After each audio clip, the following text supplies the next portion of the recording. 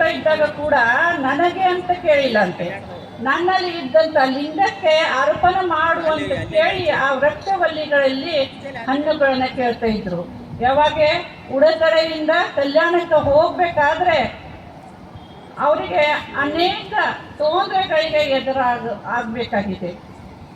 ಅಷ್ಟೊಂದು ದೂರದ ಪ್ರವಾಸ ಆ ಕಾಲದಲ್ಲಿ ಮಾಡಿದ್ದಾರೆ ಅಂದರೆ ಎಂಥ ಒಂದು ತೊಂದರೆಗಳಿಗೆ, ಸಮಸ್ಯೆಗಳಿಗೆ ಅವರು ಎದುರಿಸಬೇಕು ನಾವು ಕಲ್ಪನೆ ಮಾಡಿದ್ರೂ ನಮ್ಮ ಮೈ ಜುಮ್ ಅನ್ನಿಸ್ತದೆ. ಆದರೆ ಯಾವುದೇ ಒಂದು ಉದ್ದೇಶ, ಯಾವುದೇ ಒಂದು ಸಾಧಿಸ್ಬೇಕಂತ ಕಿಚ್ಚು ನಮ್ಮಲ್ಲಿ ಇದ್ದರೆ ಅದಕ್ಕೆಲ್ಲಕ್ಕೆ ಮನುಷ್ಯ ಯುದ್ಧವನ್ನು ಸಹ ಎದುರಿಸಬಹುದು. ಅದಕ್ಕೆ ನಾನು ಹೇಳ್ತಾ ಇರೋದು ಇಲ್ಲಿ ಒಂದು ವಚನ ಯಾವಾಗಂತಂದರೆ, ಬೆಟ್ಟದ ಮೇಲೊಂದು ಮನೆ ಮಾಡಿ ಮೃಗಗಳಿಗೆ ಅಂದಿದ್ದರೆ ಎಂತಯ್ಯ ಅಂತ ಹೇಳಿದ್ದಾರೆ ಅಕ್ಕ ಮಾತಿಗೆ. ನಾವು ಏನೋ ಒಂದು ನಮಗೆ ಬೇಕಾಗ್ಯದ ಅಂತ ಹೇಳಿ ನಮಗೆ ಭಾಳ ಚಂದ ಅನಿಸ್ತದ, ಬೆಟ್ಟದ ಮೇಲೆ ಇರ್ಬೇಕು ಅನಿಸ್ತದ. ಬೆಟ್ಟ ನೋಡ್ಬೇಕು, ಗುಡ್ಡ ನೋಡ್ಬೇಕು, ನಿಸರ್ಗ ನೋಡ್ಬೇಕು, ಗಿಡ ನೋಡ್ಬೇಕು, ಮರ ನೋಡ್ಬೇಕು, ಪ್ರಕೃತಿ ನೋಡ್ಬೇಕಂತ ಬೆಟ್ಟದ ಮೇಲೆ ಮನೆ ಮಾಡಿದ ಮೇಲೆ ಅಲ್ಲಿ ಮೃಗಗಳು ಇರೋದು ಸಹಜ, ಹೌದಲ್ಲ, ಪ್ರಾಣಿಗಳು ಇರೋದು ಸಹಜ.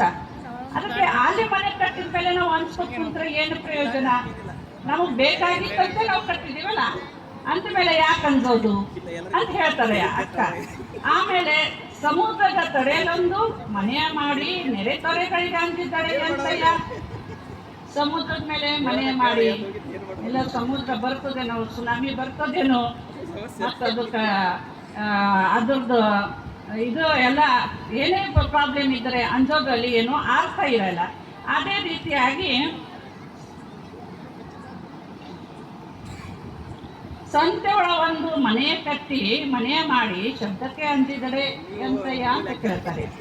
ಶಬ್ದ ಆಗ್ತದ ಅಂದರೆ ತಾಳಲ್ಲ ಅಂದರೆ ನಾವು ಸಂತೆ ಕಡೆ ಹೋಗೋದೇ ಬೇಡ, ನಮಗೆ ಎಲ್ಲಿ ಇಷ್ಟ ಆಗ್ತದೆ ಅಲ್ಲಿ ಇರಬೇಕು. ಅದಕ್ಕೆ ಒಂದ್ಸಲ ಸಂತೆಯಲ್ಲಿ ಮನೆ ಕಟ್ಟಿ ಆ ಶಬ್ದಗಳಿಗೆ, ಆ ಗದ್ದಲಗಳಿಗೆ, ಆ ತೊಂದರೆಗಳಿಗೆ ಅಂಜೋದು ಬೇಡ ಅಂತ ಹೇಳ್ತಾರೆ. ಯಾಕೆ ಹೇಳಿದ್ದಾರೆ ಅಂದ್ರೆ ಮುಂದೆ ಹೇಳ್ತಾರೆ, ಚನ್ನಮಲ್ಲಿಕಾರ್ಜುನ ದೇವ ಕೇಳಯ್ಯ ಲೋಕದೊಳಗೆ ಹುಟ್ಟಿದ ಬಳಿಕ ಸ್ತುತಿ ನಿಂದನೆಗಳನ್ನು ಬಂದಡೆ ಮನದಲ್ಲಿ ಕೋಪವು ತಾಳದೆ ಸಮಾಧಾನವಾಗಿರಬೇಕು. ನಾನು ವಿಶೇಷವಾಗಿ ವಚನ ಯಾಕೆ ಆರಿಸಿದ್ದೀನಿ ಅಂತಂದ್ರೆ, ನಮ್ಮ ಹೆಣ್ಮಕ್ಳಿಗೆ ಬಹಳ ಮನಸ್ಸಿಗೆ ಹಚ್ಕೊಳ್ಳೋದು ಒಂದು ರೂಢಿ ಇರ್ತದೆ. ಎಷ್ಟೋ ಕಡೆ ನಾವು ಕೇಳ್ತೀವಿ ಮನೆ ಜಗಳದಾಗ ಅವ್ರು ಹೇಳ್ತಾರೆ, ಯಾವಾಗಲೂ ಮನೆ ಜಗಳ ಆಯ್ತು, ಅತಿ ಸೊಸೆ ಜಗಳ ಆಯ್ತು, ಒಂದು 4 ದಿವಸ ಎಲ್ಲರೂ ಹೋಗಿ ನೀವು, ಆದರೆ ಅದು ಕೆಟ್ಟ ಆಲೋಚನೆ ನೀವು ಮಾಡ್ಲಿಕ್ಕೆ ಹೋಗ್ಬೇಡಿ. ಎಷ್ಟೋ ಜನ ನಮ್ಮ ತಾಯಿಂದರೆ ಸುಸೈಡ್ ಮಾಡ್ಕೊತಾರೆ ಇವತ್ತು. ಆ ದೃಷ್ಟಿಯಲ್ಲಿ ನಾ ಇವತ್ತು ಇಲ್ಲಿ ಹೇಳ್ತಾ ಇದ್ದೀನಿ. ಈಗ ಅಕ್ಕ ಮಹಾದೇವಿ ಏನು ಹೇಳಿದ್ದಾರೆ, ನಮಗೆ ಯಾವಾಗ ಅನ್ಯಾಯ ಆಗ್ತದೆ, ನಮಗೆ ಯಾವಾಗ ತೊಂದರೆ ಆಗ್ತದೆ, ನಮಗೆ ಮೇಲೆ ಯಾವಾಗ ಅನೇಕ ಆರೋಪಗಳು ಬರ್ತವೆ, ಅವಾಗ ನಾವು ಏನು ಮಾಡಬೇಕು, ಎಂಥ ಪ್ರತಿಭಟನೆ ಮಾಡ್ಬೇಕಂದ್ರೆ ಅಕ್ಕ ಮಹಾದೇವಿ ಹೇಳ್ತಾರೆ, ಛಲದಿಂದ, ಪ್ರೀತಿಯಿಂದ, ಸ್ತ್ರೀತತ್ವದಿಂದ, ವೈಚಾರಿಕತೆಯಿಂದ, ಮರ್ಯಾದೆಯಿಂದ, ಸಾತ್ವಿಕತೆಯಿಂದ ಪ್ರತಿಭಟನೆ ಮಾಡಬೇಕು. ವೈಚಾರಿಕತೆಯಿಂದ, ಸಾತ್ವಿಕತೆಯಿಂದ ಪ್ರತಿಭಟನೆ ಮಾಡಬೇಕು. ಪ್ರತಿಭಟನೆ ಮಾಡಿ ನಾವು ನ್ಯಾಯ ಕೇಳಬೇಕು ಹೊರತು ರಕ್ತರಂಜಿತವಾಗಿ ಅಥವಾ ನಮಗೆ ನಾವು ಏನೋ ಮಾಡ್ಕೊಂಡು ಅಥವಾ ನಮಗೆ ನಾವು ಮೋಸ ಮಾಡ್ಕೊಂಡು ಈ ಥರದ್ದು ಪ್ರತಿಭಟನೆ ಯಾರು ಮಾಡಲಿಕ್ಕೆ ಹೋಗಬಾರ್ದು ಅನ್ನೋದು ಒಂದು ಸಂದೇಶ ಈ ವಚನದಲ್ಲಿ ನನಗೆ ನಿಮಗೆಲ್ಲರಿಗೆ ಹೇಳಬೇಕನ್ನಿಸ್ತಂತ ನಾನು ಹೇಳ್ತಾ ಇದ್ದೀನಿ.